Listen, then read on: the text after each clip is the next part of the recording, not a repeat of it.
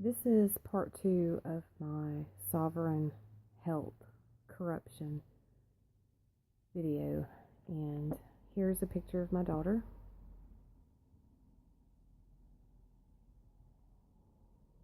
This was my beautiful daughter, Kenzie, who was beautiful inside and out.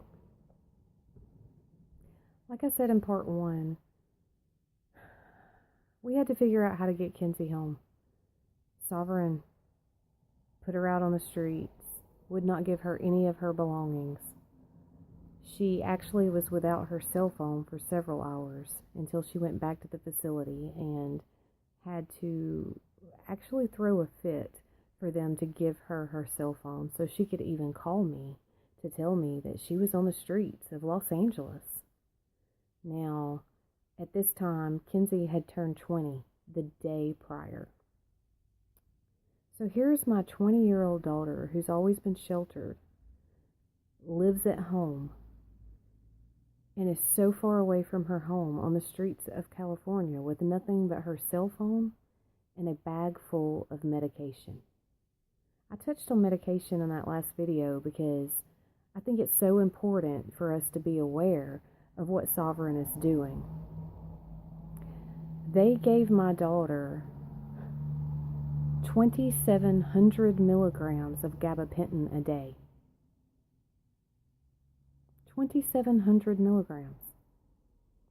Now, a lot of people argue that gabapentin can't get you high, that gabapentin is safe, but if you do your research right now, everyone realizes that gabapentin is a new way for people to get high.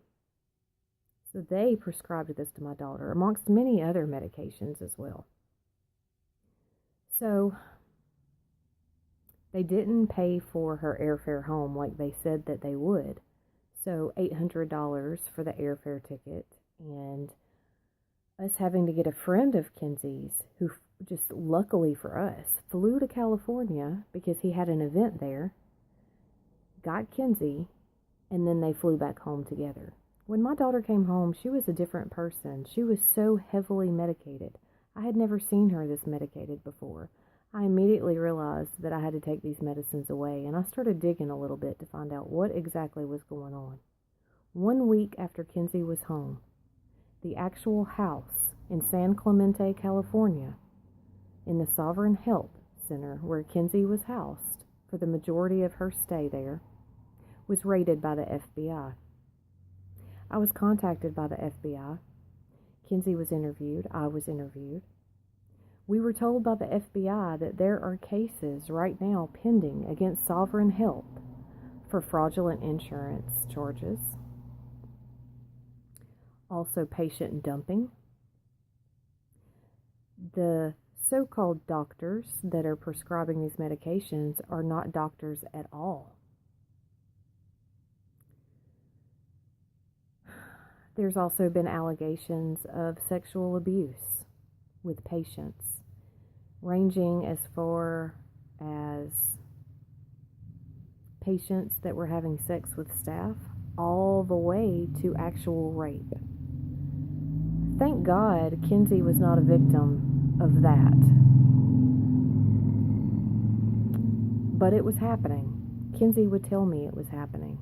She told me that there were patients in this facility that were giving favors to staff members to get rides to the store and special treatment. She told me that intercourse was taking place between staff and these people that were there for treatment in the elevators. Kenzie told me several very alarming stories about what was going on there. They didn't help my daughter. If anything, they made it worse. They made her feel worse about her situation, and everything they told us were lies. I'd sent my daughter a birthday gift. She never got that birthday gift. They would not release that box to my daughter. It had Visa cards loaded with money on the inside, personal gifts from her family, care packages. I would send her care packages every week. Some of those she got, some of those she didn't get. It seems to me that this facility just does what they want to do. There's no structure like they said that there would be. There was none of this yoga and equine therapy. Kenzie's house didn't even have a swimming pool like we were promised. We were told this would be a luxurious facility to help them, body, spirit, and mind. And that just was not the case. My daughter was home for 41 days from treatment. 41 days she was back home with me. And she had an accidental overdose of heroin and fentanyl. Now, is that Sovereign's fault? No. I'm not going to blame Sovereign for that. But what I am going to do is tell you that I made a huge mistake by choosing that facility and trusting these people and sending my daughter there. As a mother who's lost a child, I will always have those what ifs. And my mind says now, what if I had not sent her to Sovereign? What if I had sent her to a decent rehab facility that maybe would have helped her to get on the right track again? These are the regrets that I'll have to live with for the rest of my life. A lot of people might say that somebody has to be ready for abstinence, and when they're ready for abstinence, they'll accept treatment. Kenzie was ready for treatment. She went there with an open mind, ready to start a new life, and these people didn't help her at all. If anything, they brought her further down. And that's a shame. I know there are good rehab facilities out there.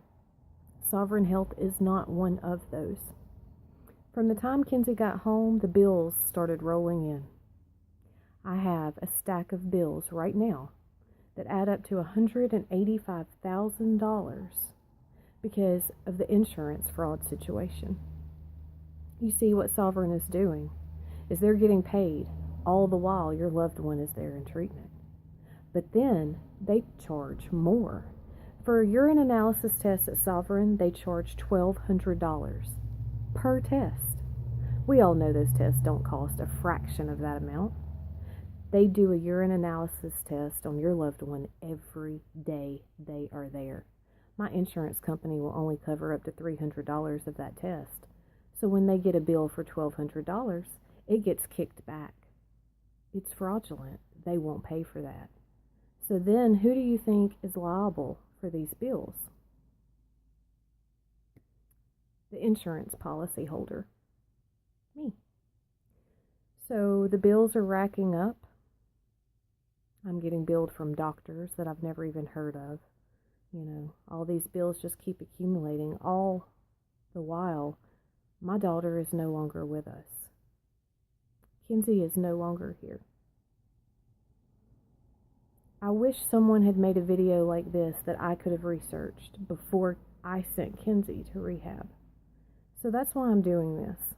I want people to be aware of what happened and what is still going on right now. There are other people speaking out about this. We are not the only ones. Sovereign Health is corrupt.